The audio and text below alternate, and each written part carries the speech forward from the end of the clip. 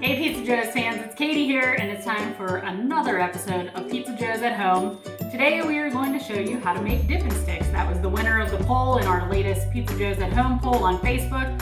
Keep your eye out for future ones so you can have a voice in what we show you how to make next. So today, all you really need is a 9-ounce dough ball, which again, you can always ask for at your local Pizza Joe's. Some 9x13 pans are going to be the best size for Dip-N-Stix making. You just need some shortening and then some spices, mozzarella cheese, whatever cheese you have at home, and then we're also going to show you a couple variations on Dip-N-Stix with other ingredients you probably already have in your freezer. Alright, so let's get started. Right now, we already have 2 of our dough balls patted out, so you can kind of see. This one, we put a pesto that we made on as the base. Really, you can make pesto out of any greens that you have at your house. This one in particular is basil, parsley, kale, fresh garlic, olive oil, and of course, Romano cheese. I don't ever measure things, so I apologize for that, but you really can't go wrong with any kind of pesto. You can't mess it up. So on this one, the base is just a fresh pesto. This is what your dough ball is going to look like when you pat it out. Obviously, we used a fork to prick and put some holes in there so it doesn't blow up in the oven. All right, for the ground beef rendition of Dip-N-Stix, that was one of the comments that we got. We wanted to use an ingredient you probably had in your freezer, so ground beef it is. We're just going to put a little bit of olive oil straight down onto our crust. I just use my hand. You can use a brush though if you prefer. You're going to just rub it all in. Make sure you get your edges. That'll be key when you're spicing it so they stick and you get a kind of a seasoned crust. For this one, we're doing a take on a Philly steak Dip-N-Stix. We're just going to, our trusty little bicyclist chef guy has a little salt and pepper. So we're just going to go ahead, salt and pepper that crust up to your taste. No science behind this, just depends on what you like or what you don't like. And then you're just going to take your ground beef. As always, we try to leave a little bit of an edge so you have crust to pick up your Dip-N-Stix to dip. I know my friends will probably dip this one in ranch. I have a friend who's obsessed with dipping his pizza in ranch, even though I'm not a huge fan of that. And then we caramelized some onions. These are peppers and oil. If you're an Italian living in the Youngstown and Newcastle area, chances are you probably have peppers and oil in your fridge at all times. Pizza Joe actually made these ones homemade, so they're nice and fresh. And then caramelized onions. Oh man, look at those. I could just eat these with a spoon. Just butter, sauteed in a skillet, right? That's all you really need. Simple, right? And on this one, cheese-wise, we're just gonna put a little bit of cheddar cheese. We had that in the fridge, and also some more mozzarella cheese. And then there you go. You have a faux Philly steak, Dip-N-Stix. And yeah, you can dip it in ranch if you want to. Okay. All right, so to initially start your Dip-N-Stix, like we said, you just need a 9-ounce dough ball, which is going to be available at your local Pizza Joe's. Go in, ask them for a dough ball. Try to give them a day in advance so they can always account for it in their dough prep. Then you have a 9x13 pan, a little shortening to grease, probably about 3/4 of the way up is what you're looking at. I like to work my dough ball a little bit before I slap it down on the pan to make for an easy press.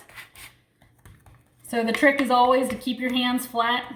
The more you push with your fingertips, the chances for ripping, which you don't want.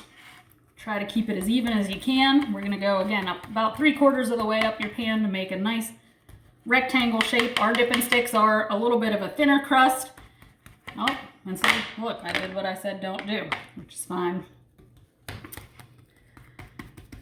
So that's it. Once you feel comfortable that you have a nice even pat, you want to take a fork and just start pricking your crust there. Make sure you get all the bubbles out. You don't want to have a giant bubble on your Dip-N-Stix. This will also help, keep it about this size, help a little bit with that shrinking. If you're a pie maker like my mom, this is a tactic she uses in her pie crust when she makes their pie crust.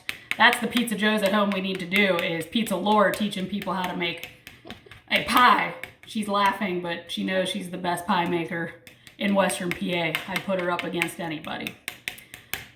All right, that looks good. So, original Dip-N-Stix from Pizza Joe's. This is about as close as you're gonna get. We take olive oil. Again, you can use a brush. I just use my hand, it's quicker. And that's what they make towels for, right? So, on our Dip-N-Stix, we use a dry spice mix. Obviously, I'm not gonna tell you the secret mix that it is, but in your house, this is gonna be pretty close. Today, I mixed some garlic powder, salt, pepper, oregano, as well as some parsley flakes. You can kind of make this to your liking. If you like things a little bit spicier, add some crushed red pepper to that mix as well. You want to get this all over your crust, including the edges. It's always nice to have a seasoned crust. And then we just use Romano and mozzarella cheese. So this here is pretty traditional Dip-N-Stix from Pizza Joe's.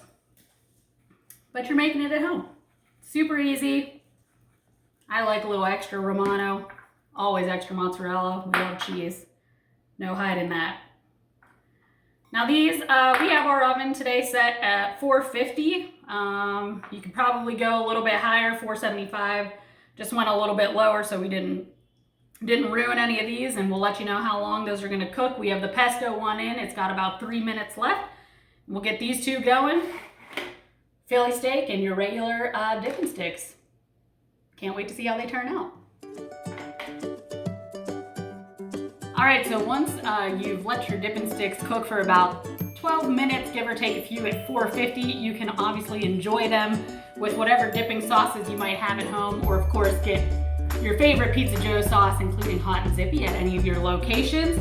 Clearly, we already liked the pesto one. We already ate a little bit of that one. But after you let your Dip-N-Stix cool, you're gonna wanna cut it, throw it on a cutting board. This is our, classic Dip-N-Stix. Of course, we did the Philly steak take, and then of course our pesto one. But my mom so nicely reminded me, you don't have to cut them into strips, but it wouldn't be a Dip-N-Stix if you didn't.